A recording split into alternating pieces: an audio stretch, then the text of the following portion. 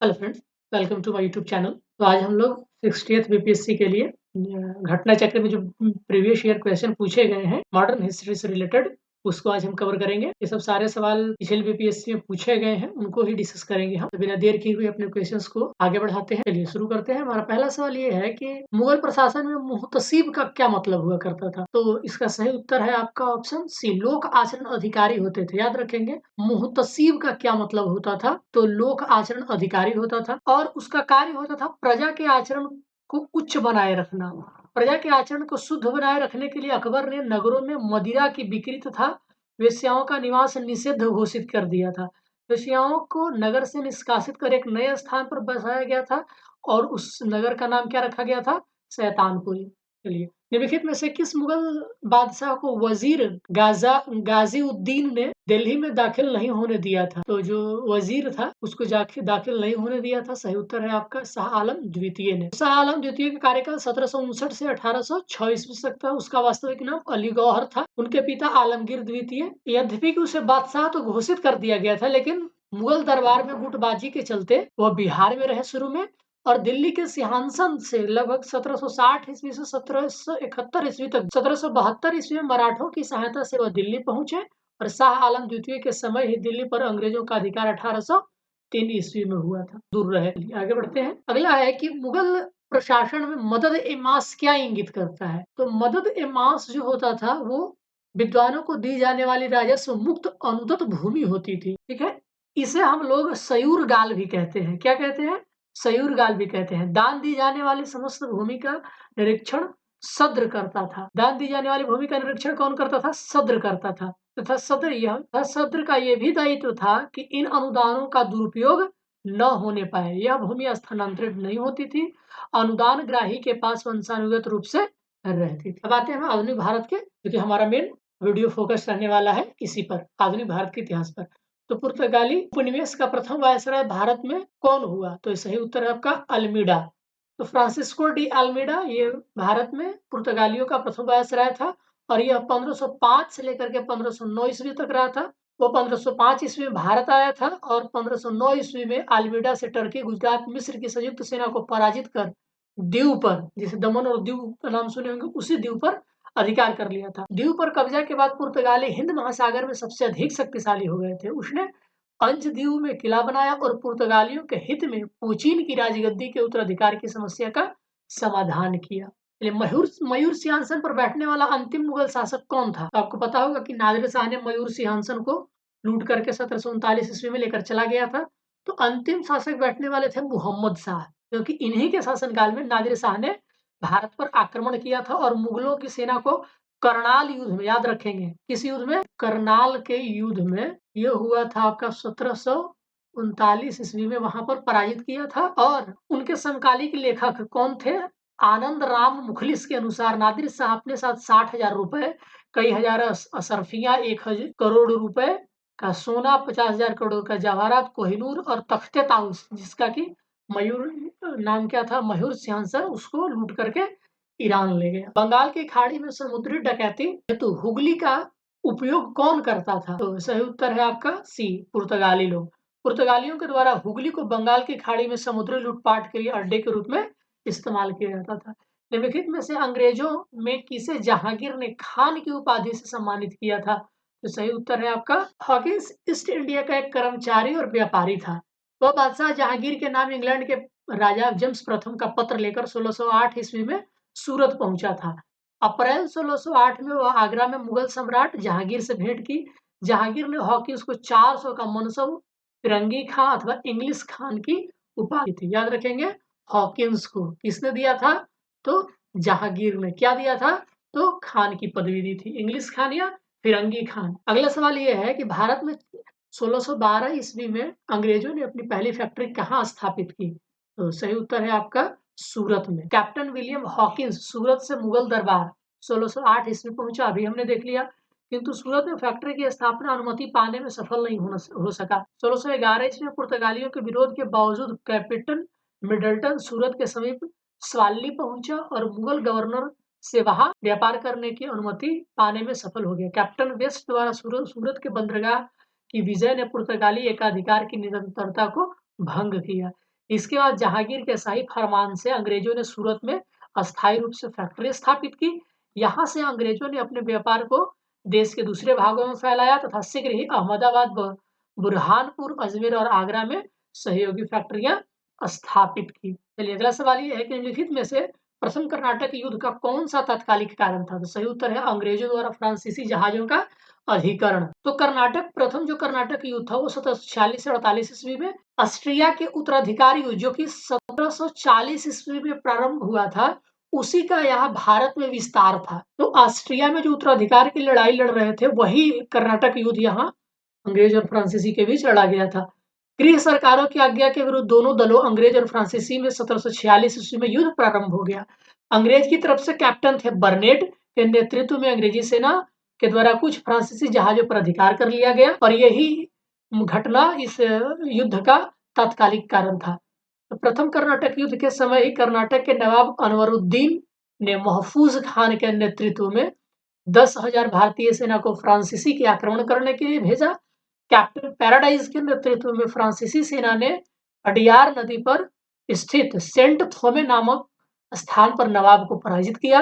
Europe में युद्ध बंद होते ही कर्नाटक प्रथम युद्ध समाप्त हो गया। एक सलासापेल की संधि जो कि 1748 ईस्वी में हुई थी से ऑस्ट्रिया के उत्तराधिकार का युद्ध समाप्त हो गया तथा मद्रास अंग्रेजों को पुनः प्राप्त हो गया। कर्नाटक का प्रथम युद्ध सेंट थॉमे युद्ध के लिए प्रसिद्ध है या स्मरणीय है। तो सेंट थॉमे का युद्ध किससे रिलेटेड है आपसे पूछा जा सकता है। तो प्रथम कार्नाटिक युद्ध होता है दोस्तों, ये कर्नाटक नहीं कार्नाटिक होता है। तो प्रथम कर्नाटिक युद्ध से कौन रिलेटेड है आपका सेंट थामे युद्ध। और इसमें कौन सी संधि हुई थी? तो एक सलासापेल की संधि कब हुई थी? 1748 ईस्वी में। और इसी युद्ध से क्या खत्म हो गया था? जो उत्तराधिकार युद्ध हो रहा था ऑस्ट्रिया में। चलिए अगला सवाल है कि किस मुगल शासक के समय में सर टॉमस रो भारत आया था? तो सही उत्तर है जहांगीर के समय में। तो सर टॉमस रो ब्रिटेन के राजा जेम्स प्रथम के एम्बेसडर के रूप में सितंबर 1615 ईस्वी में सूरत पहुंचे थे और जनवरी 1616 में वह अजमेर में मुगल शासक जहांगीर के दरबार में उपस्थित हुए। 1760 में प्रसिद्ध वांडीवास का युद्ध अंग्रेजों द्वारा किसके खिलाफ लड़ा गया था? तो सही उत्तर है वांडीवास का युद्ध अंग्रेजों और फ्रांसीसियों के बीच लड़ा गया था। अब यहाँ पर कुछ याद रख लीजिए, अंबर का युद्ध कब लड़ा गया था? तो अगस्त 1749 ईस्वी में। कौन कौन थे? तो मुजफ्फरजंग, चंदा शाह। फ्रांसीसी की नियुक्ति सेनाओं में वेल्लूर के समीप अंबर या अंबुर नामक स्थान पर कर्नाटक के नवाब अनवरुद्दीन को पराजित करके उसकी हत्या कर दी थी। मुजफ्फरजंग दक्कन का सूबेदार बन गया था। इस उपलक्ष्य में उसने अपने हितकारी डुप्ले को कृष्णा नदी के दक्षिण भाग के मुगलों प्रदेशों का गवर्नर नियुक्त कर दिया। उत्तरी सरकार के कुछ जिले भी फ्रांसीसियों को दे दिए गए। इसके अतिरिक्त मुजफ्फरजंग की स्थापना पर एक फ्रेंच सेना के टुकड़े बुस्सी के नेतृत्व में हैदराबाद में तैनात कर दी गई। प्लासी युद्ध जून 1757 ईस्वी में अंग्रेजों तथा बंगाल के खिलाफ बंगाल के नवाब सिराजुद्दौला के मध्य युद्ध के परिणाम स्वरूप अंग्रेजों का पूरे बंगाल पर नियंत्रण हो गया। चलिए आगे बढ़ते हैं। डच ईस्ट इंडिया कंपनी ने किस वर्ष अपनी फैक्ट्री पटना में स्थापित करी थी? सही उत्तर है 1632 ईस्वी में। और ये आजकल जो आप पटना और वांडीवास का युद्ध क्यों हुआ था 1760 ईस्वी में, ये अंग्रेजों और फ्रांसीसियों के बीच हुआ था। बक्सर का युद्ध 1764 ईस्वी में मीर कासिम अवध के नवाब सुजाउद्दौला एवं मुगल सम्राट शाह आलम द्वितीय के संयुक्त सेना और अंग्रेजों के मध्य हुई थी। युद्ध में अंग्रेज विजयी रहे थे और इस युद्ध में अंग्रेजों का नेतृत्व किसने किया था? तो हेक्टर मुनरो ने। और बक्सर के युद्ध ने प्लासी के निर्णयों पर मुहर लगा थी। मतलब प्लासी युद्ध में जो जो संभावनाएं बरती जा रही थी युद्ध के बाद, वो सब बक्सर युद्ध के बाद परमानेंट हो गया। निम्नलिखित में से किस अंग्रेज अधिकारी ने पुर्तगालियों को स्वाली के स्थान पर हराया था? तो स्वाली के स्थान पर अंग्रेज अधिकारी ने, ऑप्शन बी है थॉमस बेस्ट। 1611 ईस्वी में पुर्तगालियों के विरोध के बावजूद कैप्टन मिडल्टन सूरत के समीप सवाली पहुंचा और मुगल गवर्नर से यहाँ व्यापार करने की अनुमति लेने में सफल हो गया। कैप्टन बेस्ट द्वारा सूरत के बंदरगाह की विजय ने पुर्तगाली एकाधिकार की निरंतरता को भंग कर दिया। सूरत में अस्थायी रूप से फैक्ट्री स्थापित की। यहाँ से अंग्रेजों ने अपने व्यापार को देश के दूसरे भागों में फैलाया और शीघ्र ही अहमदाबाद, बुरहानपुर, अजमेर तथा आगरा में सहयोगी फैक्ट्रियां स्थापित करी। उस क्षेत्र की पहचान करें जहाँ यूरोप से वासियों को सर्वोत्तम सूरा और अफीम प्राप्त होता था। तो सही उत्तर है आपका बिहार। बिहार जो है वो सोरा और अफीम के लिए काफी फेमस हुआ करता था। अंग्रेजी शासन काल में भारत का कौन सा क्षेत्र अफीम उत्पादन हेतु प्रसिद्ध था? तो रिपीटेड सवाल है। बिहार। उप दीवान किसे बनाया था? तो इसका सही उत्तर है आपका इलाहाबाद की संधि के बाद रॉबर्ट क्लाइव ने मुर्शिदाबाद का ऑप्शन ए था आपका मोहम्मद रजा खान को रॉबर्ट क्लाइव ने इलाहाबाद की संधि के बाद मुर्शिदाबाद का उप दीवान रॉबर्ट क्लाइव ने मोहम्मद रजा खान को बनाया था। अब एक्सप्लेनेशन देख लेते हैं। इलाहाबाद की दूसरी संधि अगस्त 1765 ईस्वी के अनुसार भगोड़े पहला किसके इलाहाबाद की पहला संधि किसके सुजाउद्दौला और अंग्रेजों के बीच, ठीक है ना। दूसरी संधि ये आपको लड़ा गया था मुगलों मतलब कि शाह आलम द्वितीय और अंग्रेजों के बीच, उसे इलाहाबाद में रखा गया। शाह आलम ने अपने 12 अगस्त के फरमान द्वारा बंगाल को बिहार, बंगाल और उड़ीसा की दीवानी अस्थायी रूप से दे दी। इसके बदले कंपनी सम्राट को 26 लाख रुपया देगी। निजामत के व्यय के लिए 53 लाख रुपए देगी। इस समय कंपनी सीधे कर संग्रह का भार न तो लेना चाहती थी और न इसके पास ऐसी क्षमता थी। कंपनी ने दीवानी कार्य के लिए 2 उप दीवान मुर्शिदाबाद बंगाल के लिए मोहम्मद रजा खान और बिहार के लिए राजा सिताब राय की नियुक्ति की थी। मोहम्मद रजा खान उप नाजिम के रूप में कार्य किया करते थे। इस प्रकार समस्त दीवानी और निजामत कार्य भारतीयों द्वारा ही चलता था, यद्यपि उत्तरदायित्व कंपनी के ऊपर था। शाह आलम द्वितीय ने ईस्ट इंडिया कंपनी को बंगाल, बिहार तथा उड़ीसा की दीवानी प्रदान की थी 12 अगस्त 1765 ईस्वी को। तो इलाहाबाद की दूसरी संधि 1765 ईस्वी के दौरान आपने जो ऊपर वाला एक्सप्लेनेशन पढ़ा है उसी को देख ले। चलिए, मुगल बादशाह बहादुर शाह जफर के बारे में कहा जाता है कि उसके साम्राज्य की सीमा थी। तो सही उत्तर है इसमें दोस्तों बीपीएससी के द्वारा कुछ इस सवाल को निरस्त कर दिया गया था। बहादुर शाह जफर के बारे में नहीं बल्कि मुगल शासक शाह आलम द्वितीय के बारे में फारसी भाषा में यह कहावत प्रसिद्ध थी कि सल्तनत ए शाह आलम अज दिल्ली ता पालम, अर्थात शाह आलम के काल में मुगल साम्राज्य सिकुड़ते सिमटते दिल्ली के लाल किले से पालम गांव तक रह गया था। बिहार लोक सेवा आयोग ने इस प्रश्न को निरस्त कर दिया था। रणजीत सिंह ने सुप्रसिद्ध कोहिनूर हीरा प्राप्त किया था। तो ऑप्शन ए शाह शुजा से। पंजाब के अहमद शाह अब्दाली के साम्राज्य का भाग हुआ करता था। पंजाब अहमद शाह अब्दाली के साम्राज्य का भाग हुआ करता था, परंतु 1773 ईस्वी में उसकी मृत्यु के पश्चात कश्मीर इत्यादि छोटे छोटे भागों को छोड़कर शेष पर सिख मिश्रों का अधिकार हो गया। इधर अफगानों को आंतरिक झगड़ों के कारण रणजीत सिंह को अपनी स्थिति से दृढ़ करने का अवसर मिल गया। 1860 ईस्वी में अहमद शाह अब्दाली अपौत्र शाह शुजा काबुल की गद्दी पर बैठा, परंतु उसके भाई शाह महमूद ने शक्तिशाली बरकजई सरदारों फख्त खां और दोस्त मोहम्मद की सहायता से उसे 1809 ईस्वी में विस्थापित कर दिया। स्वयं कश्मीर और पेशावर का अधिकार ले लिया। इसी अवसर पर शाह शुजा ने काबुल राज्य प्राप्त करने के लिए रणजीत सिंह से सहायता मांगी और उन्हें कोह-ए-नूर यानी कि कोहिनूर हीरा भेंट किया था। याद रखेंगे आप शाह शुजा से। टीपू सुल्तान ने अपनी राजधानी कहाँ बनाई थी? तो सही उत्तर है श्रीरंगपट्टनम में। यहाँ जैकोबिन क्लब की स्थापना भी की थी टीपू सुल्तान ने। साथ ही उसने अपनी राजधानी में फ्रांस और मैसूर मत्री का प्रतीक स्वतंत्रता का वृक्ष रोपा। टीपू सुल्तान ने अपने समकालीन विदेशी राज्यों से अपनी मैत्री संबंध स्थापित करने तथा अंग्रेजों के विरुद्ध उसकी सहायता प्राप्त करने के लिए अरब, कस्तुनतुनिया, आधुनिक इस्तांबुल, काबुल और मॉरिशस में अपने दूतमंडल भेजे। अंग्रेजों ने श्रीरंगपट्टनम की संधि किसके साथ की थी? तो सही उत्तर है आपका टीपू सुल्तान की। तो तृतीय आंग्ल मैसूर युद्ध जो कि 1790 से 1792 ईस्वी तक हुआ था, उसका अंत श्रीरंगपट्टनम की संधि से मार्च 1752 ईस्वी में हुआ। इस संधि में अंग्रेजों की ओर से कार्नवालिस और मैसूर से टीपू सुल्तान थे। इसके अनुसार टीपू सुल्तान को अपने देश का लगभग आधा भाग अंग्रेजों तथा उसके साथियों को देना पड़ा। साथ ही युद्ध के हर्जाने के रूप में टीपू को 3 करोड़ रुपए अंग्रेजों को देना था। श्रीरंगपट्टनम की संधि में यह शामिल था कि जब टीपू 3 करोड़ रुपए नहीं देंगे तब तक उसके 2 पुत्र अंग्रेजों के कब्जे में रहेंगे। कार्नवालिस ने इसी संधि के बाद टिप्पणी की थी, हमने अपने शत्रु को प्रभावशाली ढंग से पंगु बना दिया है तथा साथियों को शक्तिशाली नहीं बनने दिया। तो याद रखेंगे कि ये स्टेटमेंट किसका है? तो ये कार्नवालिस जी का है। ठगों का उन्मूलन किसके नेतृत्व में हुआ था? तो सही उत्तर है कैप्टन श्रीमैन। तो ठगों में हिंदू और मुसलमान दोनों धर्म के अनुयायी सम्मिलित हुआ करते थे, परंतु वास्तव में ये लोग काली, दुर्गा और भवानी की पूजा करते थे। प्रायः अपने शिकार का सिर काटकर देवी के चरणों में बलि के रूप में चढ़ाते थे। उन्हें विश्वास था कि उनका यह धंधा विधि का विधान है और उसके शरीर की मृत्यु उनके भाग्य में उसी प्रकार लिखी होती थी। सती प्रथा के प्रश्न पर जो कुछ मतभेद था, किंतु ठगी के विषय में समस्त जनता ने सरकार का समर्थन किया। लॉर्ड विलियम बेंटिंक ने कैप्टन स्लीमैन को ठगों के विरुद्ध कार्रवाई करने के लिए नियुक्त किया। उसने लगभग 1500 ठगों को बंदी बना लिया। अनेक ठगों को फांसी दी गई। विशेष को आजीवन निर्वासित कर दिया गया।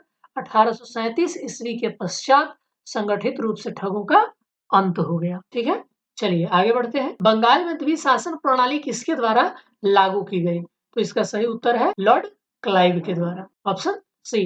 तो जो द्वैध शासन की शुरुआत थी बंगाल में लॉर्ड क्लाइव ने 1765 ईस्वी में की थी। वारेन हेस्टिंग्स के कार्यकाल 1772 में कोर्ट ऑफ डायरेक्टर ने दोहरी शासन प्रणाली को समाप्त करने का निर्णय लिया। कलकत्ता परिषद उसके प्रधान को आज्ञा दी कि वे स्वयं दीवान बने और बंगाल, बिहार, उड़ीसा के प्रबंध को अपने हाथ में ले लें। वारेन हेस्टिंग्स ने दोनों उप दीवानों मोहम्मद रजा खान और राजा सिताब राय को पदच्युत कर दिया। तो रॉबर्ट क्लाइव ने इसे लागू किया था और वारेन हेस्टिंग्स ने इसको खत्म कर दिया था। इसको बंगाल में द्वैध शासन को। द्वैध शासन का जनक किसे कहा जाता है? तो कहा जाता है सर लियोनिल कर्टिस को। सर लियोनिल कर्टिस को द्वैध शासन का जनक माना जाता है। इसमें दीवानी और विजारत का मतलब कानूनी व्यवस्था की जिम्मेदारी अलग कर दी थी। तो दीवानी राइट्स अंग्रेजों के पास था और विजारत यानी कि कानून और शांति बनाए रखने की व्यवस्था जो थी वो बंगाल के जो भी नवाब होते थे उनके हिस्से में दे दी गई थी। भारत में प्रथम रेलवे लाइन किस ब्रिटिश गवर्नर के समय बिछाई गई थी? तो सही उत्तर है लॉर्ड डलहौजी के समय 1853 ईस्वी में बंबई से ठाणे के बीच चलाई गई थी। और दूसरी रेलवे लाइन 1854 ईस्वी में कलकत्ता से रानीगंज के बीच बिछाई गई थी। मुंगेर का बरहिया ताल का विरोध का क्या उद्देश्य था? तो इसका उत्तर है बकास्त भूमि की वापसी की मांग। मुंगेर के बरहिया ताल विरोध का उद्देश्य बकास्त भूमि की वापसी की मांग थी। यह आंदोलन 1936 से 38 इसमें कार्यानंद शर्मा के नेतृत्व में चलाया गया था। आपको पता होगा दोस्तों कि कार्यानंद शर्मा बिहार में किसान नेताओं में से एक थे, जो बिहार में किसान नेता थे, किसान आंदोलन को लीड कर रहे थे, उसमें कार्यानंद शर्मा का भी नाम आता है। 1857 में भारत का गवर्नर जनरल कौन था? तो इसका सही उत्तर है लॉर्ड कैनिंग। 1857 के विरोध के समय भारत का गवर्नर जनरल लॉर्ड कैनिंग, जो कि 56 से 62 ईस्वी तक रहा था, 1856 से 1862, लॉर्ड कैनिंग भारत में कंपनी द्वारा नियुक्त अंतिम गवर्नर जनरल तथा ब्रिटिश सम्राट के अधीन नियुक्त भारत का पहला वायसराय था। अंग्रेजी भारतीय सेना में चर्बी वाले कारतूसों से चलने वाली एनफील्ड राइफल कब शामिल की गई थी? तो इसका उत्तर है आपका दिसंबर 1856 ईस्वी में। तो दिसंबर 1856 में सरकार ने पुराने लोहे वाली बंदूक ब्राउन बेस जिसका कहते थे के स्थान पर नवीन एनफील्ड राइफल के प्रयोग का निश्चय किया। इन राइफलों में दमदम, अंबाला और सयालकोट में बने चर्बी युक्त कारतूसों का प्रयोग किया जाना था, जिसमें गाय और सुअर की चर्बी लगी होती थी। इस नई राइफल में कारतूस के ऊपर भाग को मुंह से काटना पड़ता था। जनवरी 1857 में बंगाल सेवा में यह अफवाह फैल गई कि चर्बी वाले कारतूस में गाय और सुअर की चर्बी है। सैनिक अधिकारियों ने इस अफवाह की जांच किए बिना तुरंत इसका खंडन कर दिया, किंतु सैनिकों को विश्वास हो गया कि चर्बी वाले कारतूसों का उपयोग उनके धर्म को भ्रष्ट करने का एक निश्चित प्रयत्न है और यही कारतूस 1857 के विद्रोह का एक तात्कालिक कारण बन गया। 1857 के विद्रोह का नेतृत्व बिहार में किसने किया था?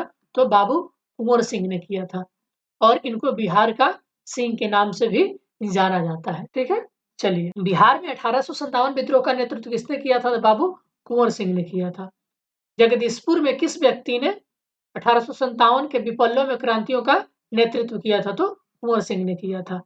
तो कुंवर सिंह कहाँ के राजा थे? जगदीशपुर के राजा थे, ऑप्शन सी। बिहार के शाहाबाद जिले, जो कि अब आरा जिला के नाम से जाना जाता है, कि जगदीशपुर ग्राम में 1782 ईस्वी में जन्मे कुंवर सिंह ने जगदीशपुर से अपनी जिम्मेदारी संभाली। जगदीशपुर से उन्होंने 1857 के विद्रोह का नेतृत्व किया था। 26 अप्रैल 1858 को इनकी मृत्यु हो गई। 1857 के विद्रोह के समय इनके अदम्य साहस, वीरता और कुशल सेनानायकत्व के कारण इन्हें बिहार का सिंह भी कहा जाता है। 1857 के विद्रोह के एक नेता कुंवर सिंह किस स्थान से संबंधित रखते हैं? तो जगदीशपुर से संबंध रखते हैं। तो कुंवर सिंह अंग्रेजों के खिलाफ 1857 के विद्रोह में किस जगह शामिल हुए थे? तो सही उत्तर है आरा में। तो 25 जुलाई 1857 को दानापुर में सैनिकों के 3 रेजिमेंटों ने विद्रोह कर दिया था। याद रखेंगे, आपसे पूछा जाता है कि दानापुर में प्रथम स्वतंत्रता की लड़ाई कब शुरू हुई थी? तो 25 जुलाई 1857 को हुई थी। 26 जुलाई को ये सैनिक आरा पहुंच गए। मतलब कि आरा में कब इसकी शुरुआत हुई थी? तो 26 जुलाई 1857 को। यहाँ इस विद्रोह का नेतृत्व कुंवर सिंह ने किया। चलिए आगे बढ़ते हैं। अगला सवाल है, इनमें से किसने 1857 के विद्रोह में सक्रिय रूप से भाग लिया था? तो नाना साहब भी थे, बेगम हजरत महल भी थे, मौलवी अहमदुल्लाह भी थे। तो option E is the right answer. तो देख लेते हैं कौन कौन कहां से थे। ईस्ट इंडिया कंपनी के राजनीतिक, आर्थिक, सामाजिक तथा धार्मिक कारणों के फलस्वरूप 1857 का विद्रोह प्रारंभ हुआ था। लखनऊ में इस विद्रोह का प्रारंभ, याद रखेंगे, जून 1857 में हुआ था। लखनऊ में जून 1857 में हुआ था। वहां पर इनका नेतृत्व बेगम हजरत महल ने किया था। और कानपुर में नाना साहब ने था। फैजाबाद में मौलवी अहमदुल्लाह ने किया था। जबकि बहादुर शाह जफर, अंतिम मुगल शासक की पत्नी बेगम जीनत महल ने अप्रत्यक्ष रूप से इस विद्रोह में भाग लिया था उनके। ठीक है ना? तो लास्ट ऑप्शन भी आपका सही ही था। पटना के 1857 के स्वतंत्रता संग्राम के नेता कौन थे? तो इसका सही उत्तर है आपका कुंवर सिंह। हालांकि दोस्तों, अगर पटना की बात किया जाए तो ये पीर अली थे और कुंवर सिंह आपके आरा के थे, याद रखेंगे। हालांकि इसमें पीर अली कोई ऑप्शन नहीं है, इसीलिए option B is the right answer. ध्यान रखेंगे इस बात को। 1857 के विद्रोह का बिहार में 15 जुलाई 1857 से 20 जनवरी 1958 तक केंद्र था। तो इसका सही उत्तर है जगदीशपुर, इसका मेन केंद्र था। और पटना डिवीजन के कमिश्नर 1857 के समय पटना में जो कमिश्नर थे, पटना के कमिश्नर, उनका नाम था विलियम टेलर। और बंगाल के गुलदाज फौज के मेजर विंसेंट आयर के द्वारा दबा दिया गया था। बंगाल के कौन थे उस वक्त? Vincent Eyre, Jagdish. अब ये तो रिपीटेड क्वेश्चन है दोस्तों। चलिए आगे बढ़ते हैं। हमारा अगला सवाल है कि निम्नलिखित में से कौन 1857 के विद्रोह में अंग्रेजों का कट्टर दुश्मन था? तो सही उत्तर है मौलवी अहमदुल्लाह शाह। मौलवी अहमदुल्लाह शाह ने फैजाबाद में विद्रोह को अपना नेतृत्व प्रदान किया। ये अंग्रेजों के सबसे कट्टर दुश्मन थे। वो मूलतः तमिलनाडु के आरकॉट के रहने वाले थे। वो फैजाबाद में आकर बस गए थे। उन्होंने भारत के विभिन्न धर्मानुयायियों का आह्वान करते हुए कहा कि सारे लोग काफिर अंग्रेजों के विरुद्ध खड़े हों और उन्हें भारत से खदेड़ दो। इनके बारे में अंग्रेजों ने कहा था कि अदम्य साहस के गुणों से परिपूर्ण और दृढ़ संकल्प वाले व्यक्ति विद्रोहियों में सर्वोत्तम सैनिक है। उनकी गिरफ्तारी के लिए ब्रिटिश सरकार ने 50,000 रुपए का इनाम रखा था। 1857 के विद्रोह को किस उर्दू कवि ने देखा था? तो इसका सही उत्तर है आपका मिर्जा गालिब। तो कहते हैं कि मिर्जा गालिब ने अपनी आंखों से 1857 के विद्रोह को देखा था। निम्नलिखित में से कौन सा ईस्ट इंडिया कंपनी के सिपाहियों को विद्रोही बनने का कारण नहीं था? तो अधिकारियों की अक्षमता। अंग्रेज अधिकारियों की अक्षमता ब्रिटिश इंडिया कंपनी के अधिकारियों को विद्रोही बनाने का कारण नहीं था। इन्हीं अधिकारियों की योग्यता के बल पर अंग्रेजी हुकूमत ने लगभग 90 वर्षों में पूरे भारत पर कब्जा कर लिया था। इसके अतिरिक्त अन्य सभी कारण सिपाहियों को विद्रोही बनाने में सहायक थे। निम्नलिखित वर्गों में किसने 1857 में के विद्रोह में भाग नहीं लिया था? तो ऑप्शन डी है आपका साहूकार और जमींदारों ने भाग नहीं लिया था। तो 1857 का विद्रोह बहुत बड़े क्षेत्र में फैला हुआ था। इसने जनता का व्यापक समर्थन प्राप्त था।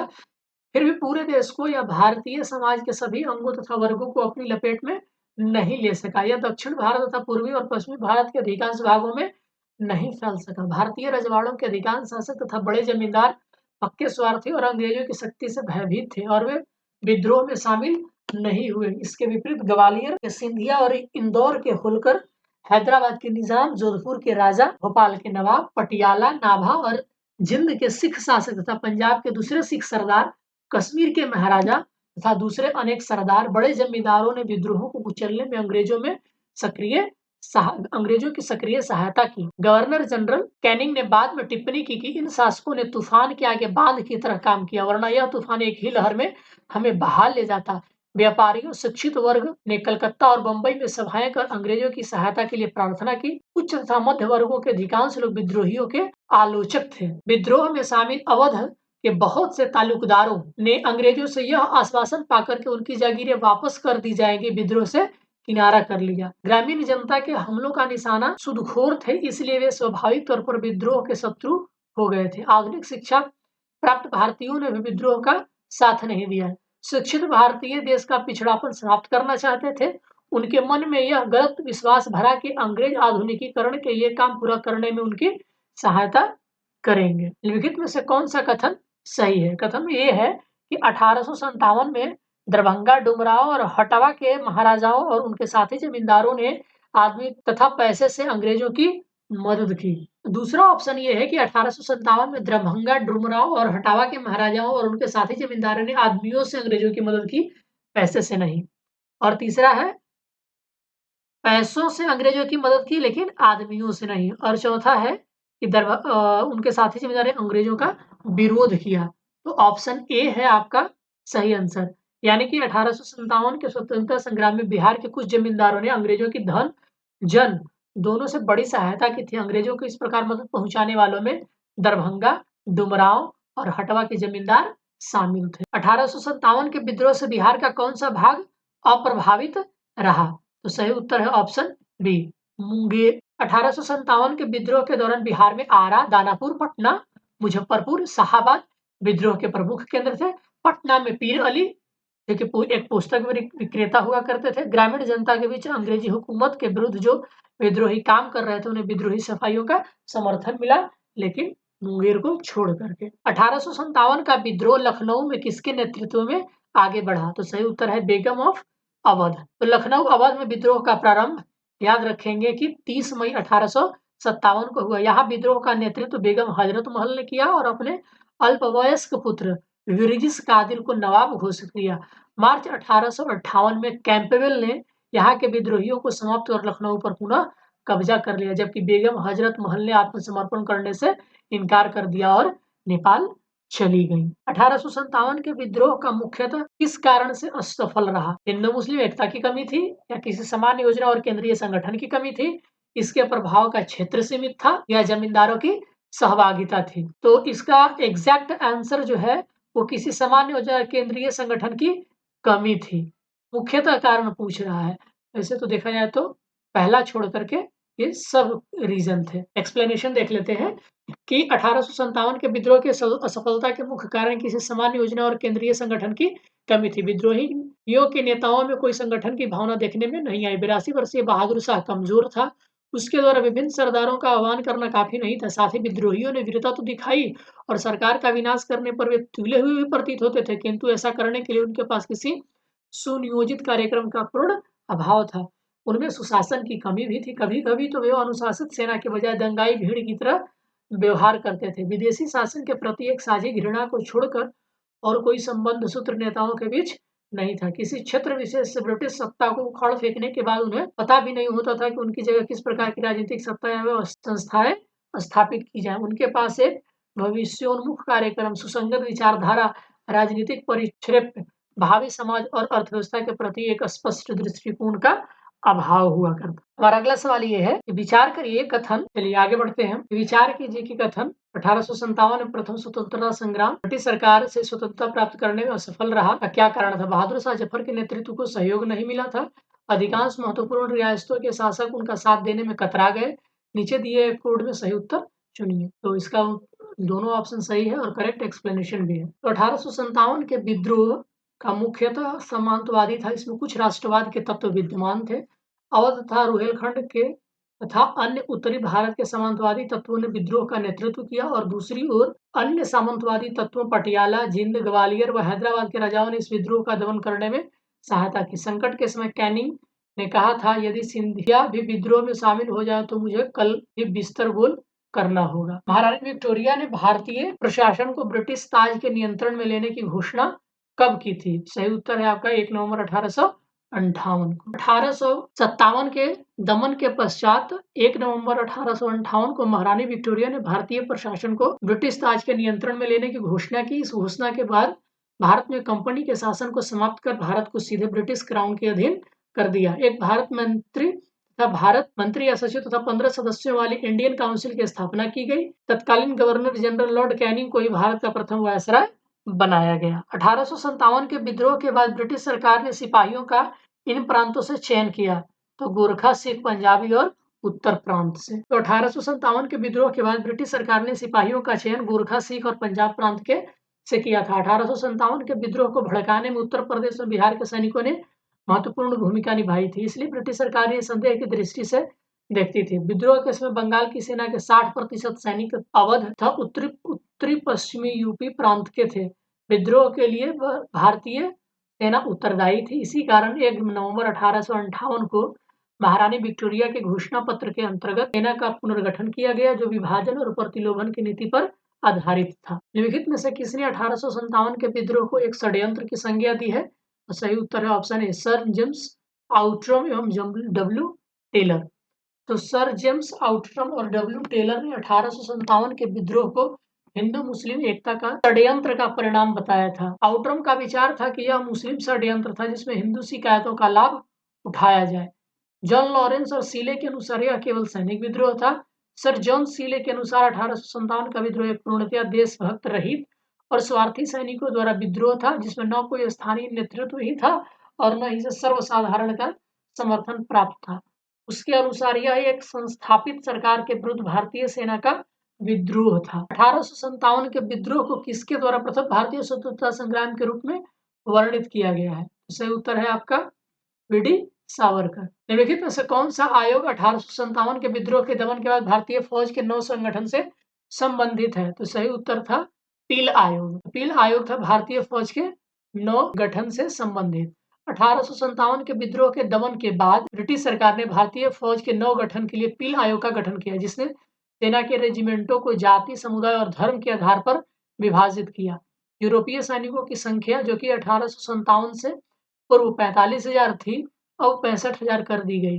तब भारतीय सैनिकों की संख्या 2,38,000 से घटाकर 1,40,000 कर दी गई। बंगाल में यूरोपीय सैनिकों का भारतीय सैनिकों से 1:2 का अनुपात रखा गया था, जबकि मद्रास, बंबई में यह अनुपात 1.3 रखा गया। नील विद्रोह किसके बारे में था? तो रैयत नील की खेती नहीं करना चाह रहे थे, पर उनसे एक अमान्य मूल्य पर जबरदस्ती कृषि कराई जा रही थी। Option C is the right answer. 1859-60 में बंगाल के नदिया जिले के गोविंदपुर में विष्णु विश्वास और दिगंबर विश्वास के नेतृत्व में नील बागान मालिकों ने विद्रोह किया था।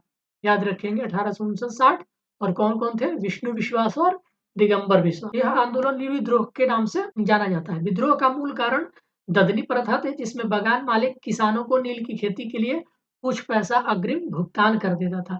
इस भुगतान के बदले किसान नील उगाने था उपज उसी बागान मालिक को पूर्व निर्धारित दर, जो कि बहुत ही कम होती थी, पर नील बेचने के लिए बाध्य हो जाता था। इस प्रकार बेगार कृषि के विरुद्ध किसानों का विद्रोह नील विद्रोह था। इस पर दीनबंधु मित्र ने नील दर्पण नाम का एक नाटक भी लिखा है। नील कृषकों की दुर्दशा पर लिखी गई नील दर्पण नाटक के लेखक कौन है? तो दीनबंधु मित्र।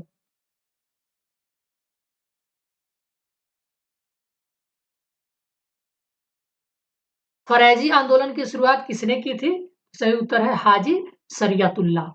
वह प्रथा जिसके तहत किसान स्वयं भूमि का मालिक होता है और सरकार को भू राजस्व के भुगतान के लिए जिम्मेदार माना जाता है, तो रैयतवारी। रैयतवारी में जो किसान होते थे वो अपने भूमि के मालिक होते थे। पागलपंथ की स्थापना किसने की थी? तो सही उत्तर है आपका करम शाह ने। पागलपंथ एक अर्ध धार्मिक संप्रदाय हुआ करता था, जिसे उत्तरी बंगाल के करम शाह ने चलाया था। करम शाह का पुत्र तथा उसका उत्तराधिकारी टीपू धार्मिक तथा राजनीतिक उद्देश्यों से प्रेरित था। उसने जमींदारों के द्वारा मुजारों, जो कि टीनेंट पर किए गए अत्याचारों के विरुद्ध आंदोलन किया। 1825 ईस्वी में टीपू ने शेरपुर पर अधिकार कर लिया तथा राजा बन बैठा। वह इतना शक्तिशाली हो गया कि स्वतंत्र सत्ता का प्रयोग करने लगा और प्रशासन को चलाने के लिए उसने एक न्यायाधीश, एक मजिस्ट्रेट और एक कलेक्टर की नियुक्ति की। फराजी कौन थे? तो हाजी शरियतुल्लाह के अनुयायी थे फराजी।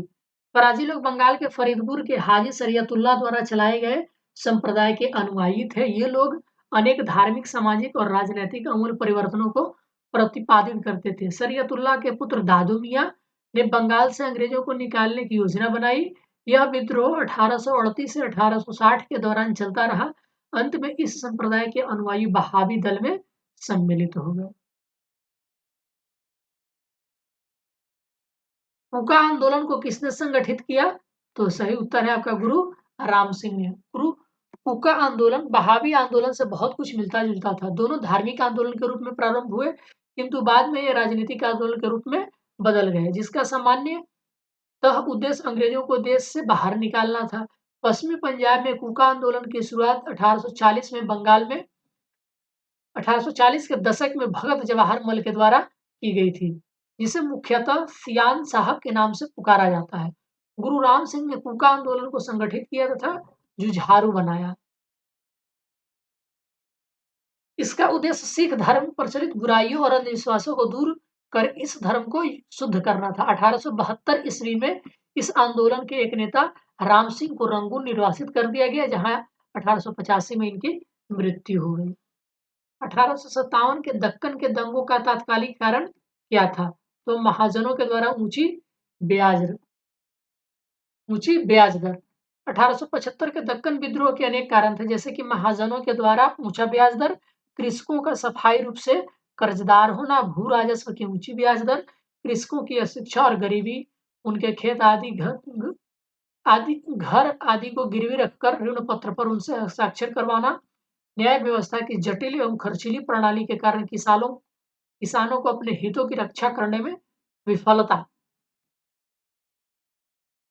इसी परिस्थिति में 1875-76 में अकाल ने कृषकों के ऋण शोधन क्षमता को पूरी तरीके से खत्म कर दिया। दूसरी तरफ भूमि के मूल्यों में गिरावट के कारण साहूकार मित्रों की वसूली में शीघ्रता करने लगे। इसी कारण महाजनों के द्वारा ऊंची ब्याज दर पर वसूली दक्कन विद्रोह के तत्कालिक कारण थे। महाराष्ट्र में रामोसी कृषक जत्था किसने स्थापित करी थी? तो वासुदेव बलवंत फड़के ने। तो प्रारंभिक क्रांतिकारियों में अग्रगण्य वासुदेव बलवंत फड़के, जो कि 1845 से 83 बनने बम्बई प्रेसिडेंसी के रामोसी जनजाति के लोगों को संगठित करके प्रशिक्षित लड़ाकू बल में परिवर्तित किया। इन्हें काला पानी की सजा दी गई। 1883 में आमरण अनशन से इनकी मृत्यु हो गई। रामोसी विद्रोह सही रूप से किस भौगोलिक इलाके में हुआ था? तो सही उत्तर है पश्चिमी घाट।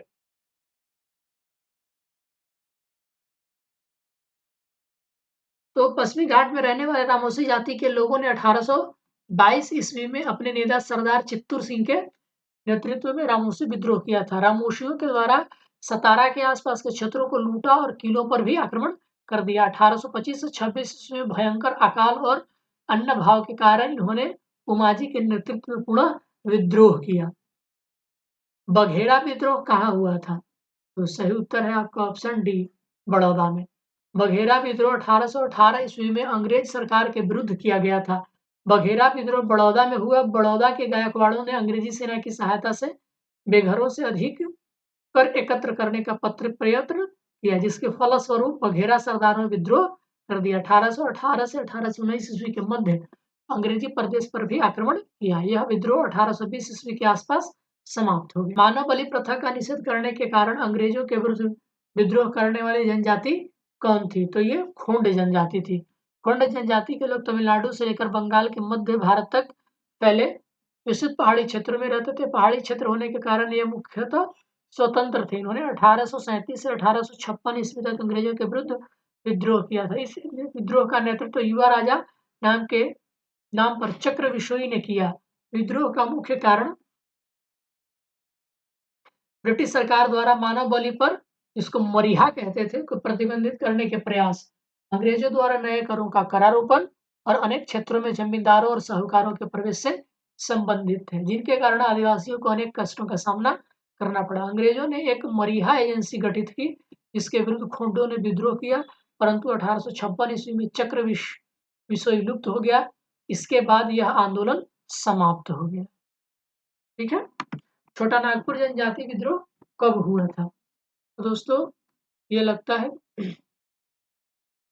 इसमें कोई विकल्प सही नहीं है और ये आपका बहुत पहले 1994 में सवाल पूछा गया था। छोटा नागपुर जनजाति विद्रोह के नाम से कोई विद्रोह नहीं हुआ। फिर भी इस विद्रोह में क्षेत्र में जो विद्रोह हुए उसकी एक लंबी श्रृंखला है, जिसे अलग अलग नामों से जाना जाता है। इस क्षेत्र में कोल विद्रोह हुआ था 1831-32 में, संथाल विद्रोह हुआ था 1855-56 में और मुंडा विद्रोह हुआ था 1899 में। तो आपका इसमें से कोई भी ऐसा ऑप्शन सही नहीं है। 1855 के संथालों ने किस अंग्रेज कमांडर को हराया था? तो मेजर बारो को हराया था। 1855 में संथालों ने भागलपुर क्षेत्र के भोगनाडीह तालुक में विद्रोह कर दिया था। इन्होंने एक पुलिस और दिकुओं पर आक्रमण किए, जिसका नेतृत्व सिद्धू कान्हो चांद और भैरव ने किया था। संथाल विद्रोह को दबाने के लिए मेजर बारो के नेतृत्व में एक सेना भेजी गई, जिसे पीरपैंती के युद्ध में संथालों ने हरा दिया था। याद रखेंगे किस युद्ध में? पीरपैंती के युद्ध में। सन 1855 में संथाल विद्रोह का नेतृत्व किसने किया था? तो सिद्धू और कान्हो ने किया था। मुंडाओं का विद्रोह खड़ा किया, ये 1895 ईस्वी में। एक्चुअली मुंडा विद्रोह हुआ था 1899 से 1900 के आसपास, और इसका नेतृत्व किसने किया था? तो बिरसा मुंडा ने किया था। मुंडा जाति में सामूहिक खेती का प्रचलन था, लेकिन जमींदारों, ठेकेदारों, बनियों और सूदखोरों ने सामूहिक खेती की परंपरा पर हमला बोला। मुंडा सरदार 30 वर्ष तक सामूहिक खेती के लिए लड़ते रहे, किंतु विकल्प में निकटतम उत्तर 1895 दिया है, इसीलिए विकल्प 6 सही होगा। 1895 में बनारस 1895 में बिरसा ने अपने आपको भगवान का दूत घोषित कर लिया। बिरसा मुंडा के पक्ष में कौन थे? तो झारखंड के पक्ष। उलगुलान का विद्रोह किसने किया था? तो बिरसा मुंडा ने किया। बुद्धो भगत के नेतृत्व में कोल विद्रोह किस क्षेत्र में हुआ था? तो सही उत्तर है आपका सिंहभूम में। तो 1831 ईस्वी में बुद्धो भगत के नेतृत्व में कोल विद्रोह छोटानागपुर क्षेत्र के सिंहभूम, पलामू, हजारीबाग और मानभूम क्षेत्रों में हुआ। इस विद्रोह का स्वरूप आर्थिक और राजनीतिक था। इस विद्रोह के पनपने के प्रमुख कारण इन क्षेत्रों के जमींदारों द्वारा भूमि कर को अत्यधिक बढ़ाया जा रहा था। 1831 ईस्वी में बुद्धो भगत के मृत्यु के उपरांत इस विद्रोह का संचालन गंगा नारायण के द्वारा किया गया। विद्रोह रुक कर 1848 ईस्वी तक चलता रहा। अंततः ईस्ट इंडिया कंपनी के द्वारा इस विद्रोह का दमन कर दिया गया। हौज विद्रोह कब हुआ था? तो सही उत्तर 1820 से 21 के दौरान। इसका केंद्र संथाल परगना हुआ करता था। ठीक है ना? किस स्थान पर आदिवासियों ने अंग्रेजों के खिलाफ विद्रोह किया था? तो छोटा नागपुर की हो और मुंडा जनजातियों ने 1820 से 22 तथा पुनः 1831 में ब्रिटिश सेनाओं को चुनौती दी थी इस क्षेत्र में। इस कारण 1837 ईस्वी तक अशांति व्याप्त रही। सिंध के जनजातियों ने भी लगातार अंग्रेजों का विरुद्ध किया था। ठीक है ना? इसीलिए option E is the right answer. इनमें से किसने ईस्ट इंडिया कंपनी के कंट्रोल के खिलाफ बगावत नहीं की थी? तो हैदराबाद का निजाम, इसने बगावत नहीं किया था। बाकी हैदराबाद के निजाम को छोड़कर उपयुक्त सभी विजयनगर के राजा, तमिलनाडु के पॉलीगर्स, त्रावणकोर के दीवान वेलुथम्पी ने ब्रिटिश ईस्ट इंडिया कंपनी के नियंत्रण के खिलाफ विद्रोह किया था। बंकिम चंद्र चटर्जी के आनंद मठ में किस विद्रोह का उल्लेख मिलता है? तो आपको सन्यासी विद्रोह का उल्लेख मिलता है। अफगानिस्तान के प्रति आक्रामक नीति किस वायसराय ने अपनाई थी? तो इसका सही उत्तर है आपका लॉर्ड लीटन।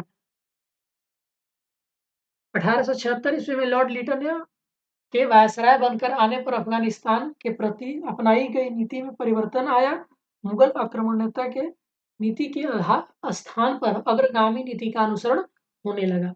1878 में द्वितीय आंग्ल अफगान युद्ध शुरू हो गया। 1879 ईस्वी में गंडमक की संधि की गई थी। 1878 का वर्नाक्यूलर प्रेस एक्ट किसने रद्द किया था? तो सही उत्तर है लॉर्ड रिपन ने। तो किसने लाया था? लॉर्ड लीटन ने। याद रखेंगे। तो लॉर्ड रिपन ने 1882 ईस्वी के वर्नाक्यूलर प्रेस एक्ट को रद्द कर दिया और भारतीय भाषाओं के समाचार पत्रों को अंग्रेजी भाषा के समाचार पत्रों के समान ही स्वतंत्रता दी। या तब हो कि वर्नाक्यूलर प्रेस एक्ट 1878 ईस्वी में लॉर्ड लीटन के कार्यकाल में, जो कि 1876 से 1880 ईस्वी तक थे, पारित हुआ था। अधिनियम को मुंहबंद करने वाला अधिनियम भी कहा गया है। इसको भी याद रखेंगे। इस अधिनियम का सबसे घिनौना पक्ष यह था कि इसके अनुसार अंग्रेजी भाषा तथा अंग्रेजी भाषा के समाचार पत्रों में भेदभाव किया गया।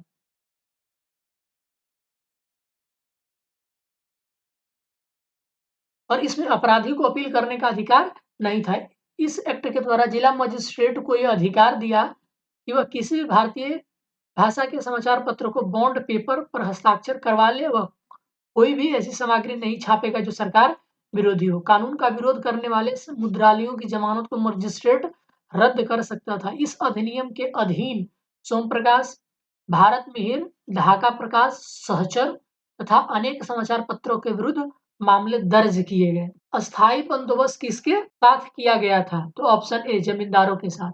1793 में कॉर्नवालिस ने भू राजस्व के अस्थायी बंदोबस्त प्रणाली का प्रारंभ किया। इसे इस्तमरारी, जागीरदारी, मालगुजारी एवं विस्वेदारी आदि भिन्न-भिन्न नामों से जाना जाता है। यह व्यवस्था बंगाल, बिहार, उड़ीसा तथा उत्तर प्रदेश के वाराणसी एवं उत्तरी कर्नाटक में लागू थी।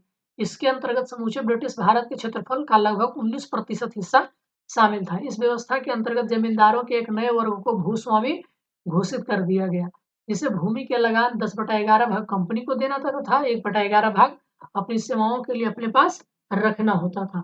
अस्थायी बंदोबस्त के अंतर्गत जमींदार छोटे पूंजीपति यानी कि भद्र नवाब थे। बिहार में परमानेंट सेटलमेंट लागू करने के क्या कारण थे? तो भू राजस्व का राजस्व निर्णय करना, ये मुख्य कारण था। तो लॉर्ड कॉर्नवालिस के समय भू राजस्व व्यवस्था आरंभ में 10 वर्षीय व्यवस्था के रूप में सन 1790 ईस्वी में लागू की गई थी, जो 22 मार्च 1793 ईस्वी को परमानेंट सेटलमेंट के रूप में स्थापित हुई। इस व्यवस्था को बिहार में लागू करने के कारण जमींदारों ने इसके लिए जमीन पर वंश परंपरागत अधिकार को स्वेच्छा से हस्तांतरित करना था। मूल कारण कंपनी के लिए भू राजस्व की एक निश्चित राशि तय करना था। रैयतवाड़ी व्यवस्था सर्वप्रथम कहाँ लागू की गई? सही उत्तर है आपका मद्रास। रैयतवाड़ी व्यवस्था सर्वप्रथम मद्रास प्रेसिडेंसी में अलेक्जेंडर रीड के द्वारा 1792 ईस्वी में तमिलनाडु के बासमहल के क्षेत्र में लागू किया गया। इसके बाद यह व्यवस्था बंबई प्रेसिडेंसी में भी लागू हुई। थॉमस मुनरो का संबंध रैयतवाड़ी व्यवस्था से है। रिक्त स्थान की पूर्ति करें। तो आंसर आपका है 1885 ईस्वी में बंगाल और बिहार में भूमि पर किराएदारों के अधिकारों को बंगाल किराएदारी अधिनियम के द्वारा दिया गया था। बंगाल टेनेंसी एक्ट आया था 1885 ईस्वी में। उसी के तहत टेनेंट पर बिहार के जो टेनेंट थे उनको अधिकार दिया गया, टेनेंसी राइट्स प्रदान किए गए थे। 1793 ईस्वी में लॉर्ड कॉर्नवालिस द्वारा स्थायी बंदोबस्त को लागू किया गया, जिससे जमींदारों को कई अधिकार दिए। 19वीं शताब्दी तक आते आते भूमि की मांग बढ़ने लगी और भूमि मालिकों ने किराए में बढ़ोतरी की। इस समय किसानों के विद्रोह का था। इसी बीच बंगाल सरकार ने बंगाल में बिहार को बंगाल किराएदारी अधिनियम 1885 लागू किया।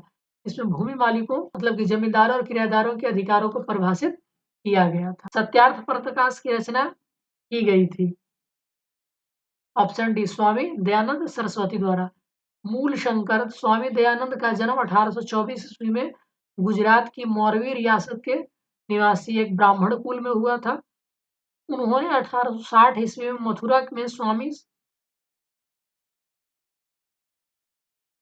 विरजानंद जी के वेदों के शुद्ध अर्थ तथा वैदिक धर्म के प्रति अगाध श्रद्धा प्राप्त की। 1867 ईस्वी में उन्होंने पाखंड खंडिनी पताका लहराई।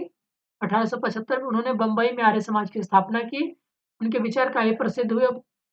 प्रसिद्ध पुस्तक सत्यार्थ प्रकाश में वर्णित है। इनकी रचनाएं पाखंड खंडन, वेदभाष्य, भूमिका, ऋग्वेद भाष्य, अद्वैत मंत्र का खंडन, पंचमहायज्ञ था, वल्लभाचार्य का मत खंडन प्रमुख है। अमृत बाजार पत्रिका की स्थापना किसने की थी? तो सही उत्तर है शिशिर कुमार घोष ने। अमृत बाजार पत्रिका की स्थापना मोतीलाल घोष तथा शिशिर कुमार घोष ने 1868 ईस्वी में कलकत्ता में की थी। प्रारंभ में यह बंगाली भाषा में प्रकाशित होती थी।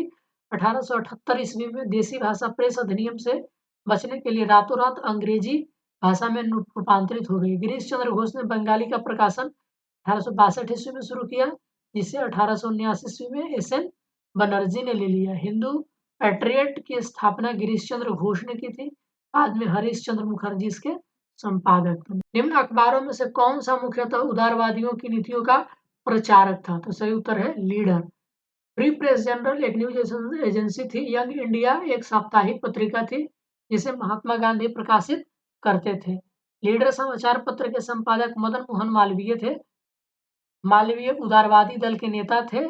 इसके माध्यम से उदारवादी अपनी नीतियों का प्रचार करते थे। 19वीं शताब्दी के धर्म और समाज सुधारक आंदोलनों ने जनसंख्या के किस वर्ग को मुख्यतः आकर्षित किया? तो सही उत्तर है आपका बुद्धिजीवी को, नगरीय उच्च जातियों को और निर्धन सर्व साधारण वर्ग को। 19वीं सदी के धार्मिक और सामाजिक सुधार आंदोलन का भारत के इतिहास में विशेष स्थान है। जहाँ एक ओर धार्मिक और सामाजिक सुधारों का आह्वान किया, वहीं दूसरी ओर इसने भारत के अतीत को उजागर कर भारतवासियों के मन में आत्मसम्मान और आत्मगौरव की भावना जगाने की कोशिश की। इसने बुद्धिजीवी, नगरीय, उच्च जातियों एवं निर्धन सर्वसाधारण वर्ग को अपनी ओर आकर्षित किया। Option C is the right answer. भारतीय पुनर्जागरण आंदोलन के पिता कौन थे? तो राजाराम मोहन राय को भारतीय पुनर्जागरण का जनक माना जाता है। निम्नलिखित में से कौन आत्मीय सभा के संस्थापक थे? तो राजाराम मोहन राय ने 1815 ईस्वी में आत्मीय सभा की स्थापना करी थी। उन्होंने मूर्ति पूजा की आलोचना की और सप्रमाण यह विचार व्यक्त किया कि हिंदुओं के सभी प्राचीन मौलिक धर्म ग्रंथों ने एक ब्रह्मा का उपदेश दिया है। इसके समर्थन में उन्होंने वेदों और 5 मुख्य उपनिषदों का बांग्ला भाषा में अनुवाद किया। ब्रह्म समाज की स्थापना कब हुई थी? तो 1828 ईस्वी में, क्योंकि ऑप्शन नहीं है। 30 अगस्त 1828 को ब्रह्म सभा नाम से एक नए समाज की स्थापना की, जो आगे चल करके ब्रह्म समाज के नाम से जाना गया। इस नवीन धर्म में राजनीतिक रीति रिवाजों, इस समाज ने मूर्ति पूजन का विरोध किया और एक ब्रह्म पूजा की उपदेश दिया। ऐसे लोगों की जमात थी जो ईश्वर की एकता में विश्वास करते थे और मूर्ति पूजा से अलग रहते थे। इस नवीन धर्म में सामाजिक रीति रिवाजों एवं धार्मिक कर्मकांडों के लिए कोई स्थान नहीं था। ब्रह्म समाज ने रंग, वर्ण अथवा मत पर विचार किए बिना मानव मात्र के प्रति प्रेम तथा जीवन की उच्चतम विधि के रूप में मानवता की सेवा पर बल दिए। राजाराम मोहन राय के द्वारा ब्रह्म समाज की स्थापना कब करी गई थी? तो 1828 ईस्वी में करी गई। सती को गैर कानूनी किसने घोषित किया? लॉर्ड विलियम बेंटिंक ने। लॉर्ड विलियम बेंटिंक ने दिसंबर 1829 में नियम 17 द्वारा सती प्रथा पर प्रतिबंध लगा दिया। प्रारंभ में यह कानून केवल बंगाल प्रेसिडेंसी में लागू किया गया, परंतु 1830 में इसे बंबई और मद्रास प्रेसिडेंसियों में भी लागू किया गया। प्रार्थना समाज के संस्थापक कौन थे? सही उत्तर है आत्माराम पांडुरंग ने प्रार्थना समाज की स्थापना की थी। प्रार्थना समाज की स्थापना 1867 ईस्वी में आचार्य केशव चंद्र सेन की प्रेरणा से आत्माराम पांडुरंग के द्वारा की गई थी। महादेव गोविंद रनाडे इस संस्था में 1869 ईस्वी से जुड़े। इस संस्था का प्रमुख उद्देश्य जाति प्रथा का विरोध, स्त्री पुरुष विवाह की आयु में वृद्धि, विधवा विवाह, स्त्री शिक्षा को प्रोत्साहन देना था।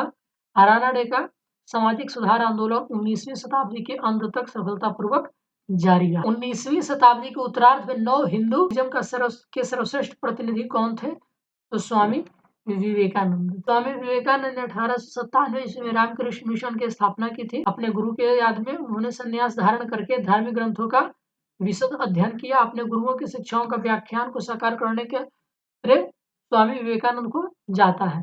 उन्होंने इस शिक्षा का साधारण भाषा में वर्णन किया।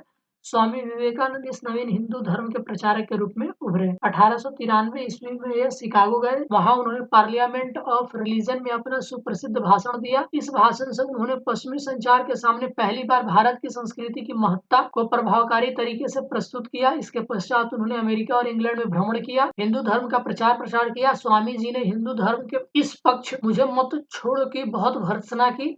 इसके अनुसार हिंदू धर्म अब केवल खान पान तक ही सीमित रह गया था। उनके अनुसार भूखे व्यक्ति को धर्म से बात करना ईश्वर तथा मानवता का अपमान है। विवेकानंद से कोई राजनीतिक संदेश नहीं दिया, परंतु फिर भी उन्होंने अपने लेखों और भाषणों के द्वारा नई पीढ़ी में अपने भूतकाल में एक नवीन आत्मगौरव की भावना जगाई। वो एक पक्के देशभक्त थे। सुभाष चंद्र बोस के बारे में उन्होंने कहा था, यहाँ तक बंगाल का संबंध है, हम विवेकानंद को आधुनिक राष्ट्रीय आंदोलन का आध्यात्मिक पिता कह सकते। इनमें से किसने 1893 में शिकागो में आयोजित धर्म संसद में भाग लिया? तो सही उत्तर है आपका स्वामी विवेकानंद। स्वामी विवेकानंद ने रामकृष्ण मिशन की स्थापना कब करी थी? सही उत्तर है 1897 ईस्वी में। दयानंद सरस्वती द्वारा क्या स्थापित किया गया था? तो दयानंद सरस्वती ने आर्य समाज की स्थापना करी थी 1875 ईस्वी में। इसका मुख्य उद्देश्य प्राचीन वैदिक धर्म की शुद्ध रूप से पुनः स्थापना करना था। आर्य समाज आंदोलन का प्रसार प्रायः पाश्चात्य प्रभाव की प्रतिक्रियाओं के रूप में हुआ। 1877 ईस्वी में आर्य समाज का मुख्यालय लाहौर में स्थापित किया गया। इसके उपरांत आर्य समाज का अधिक प्रचार हुआ। शुद्ध वैदिक परंपरा में विश्वास के चलते स्वामी जी ने पुनः वेदों की ओर चलो का नारा दिया। इसने 1873 में सत्यशोधक समाज की स्थापना की। तो सही उत्तर है आपका ज्योतिबा फुले। 1873 में सत्यशोधक समाज की स्थापना ज्योतिबा फुले ने की थी। इसका जन्म 1827 ईस्वी में एक माली के घर हुआ था। उन्होंने शक्तिशाली गैर ब्राह्मण आंदोलन का संचालन किया। इन्होंने अपनी पुस्तक गुलामगिरी 1872 में अपने संगठन सत्य शोधक समाज के द्वारा पाखंडी ब्राह्मणों एवं उनके अवसरवादी धर्म ग्रंथों से निम्न जातियों की रक्षा की आवश्यकता पर बल दिया। सत्य शोधक समाज की स्थापना किसने की थी? सही उत्तर है option B, Jyotiba Phule. Theosophical society की स्थापना किसने की थी? सही उत्तर है मैडम एच.वी. ब्लॉटवर्स्की। तो थियोसॉफिकल सोसाइटी की स्थापना एक रूसी महिला मैडम एच.वी. ब्लॉटवर्स्की ने की थी। अमेरिकी सैनिक कर्नल एल्कॉट विलियम वान अन्य के द्वारा 1875 ईस्वी में न्यूयॉर्क में की गई थी। इस सोसाइटी के संस्थापक 1882 ईस्वी में मद्रास के पास एक अडयार नामक के स्थान पर किया गया था, जो बाद में इसका अंतर्राष्ट्रीय कार्यालय बना। इसका मुख्य उद्देश्य प्राचीन हिंदू धर्म में लोगों के आत्मविश्वास को जगाना और बढ़ाना, धर्म को समाज सेवा का मुख्य आधार बनाना था। जबकि राजा राम मोहन राय द्वारा 1828 ईस्वी में ब्रह्म समाज एवं स्वामी विवेकानंद द्वारा 1897 ईस्वी में रामकृष्ण मिशन की स्थापना की गई थी। भारतीय राष्ट्रीय कांग्रेस के प्रथम महिला अध्यक्ष कौन बनी? तो सही उत्तर है आपका Shrimati Annie Besant. Option B is the right answer. ठीक है दोस्तों, तो आज हम वीडियो को यहीं पे पॉज करते हैं। 100 क्वेश्चन, अगले 100 क्वेश्चन को हम दूसरे वीडियो में कवर करेंगे। तो वीडियो देखने के लिए आप सबका बहुत बहुत शुक्रिया। मिलते हैं नेक्स्ट वीडियो में, तब तक के लिए आप सबका धन्यवाद।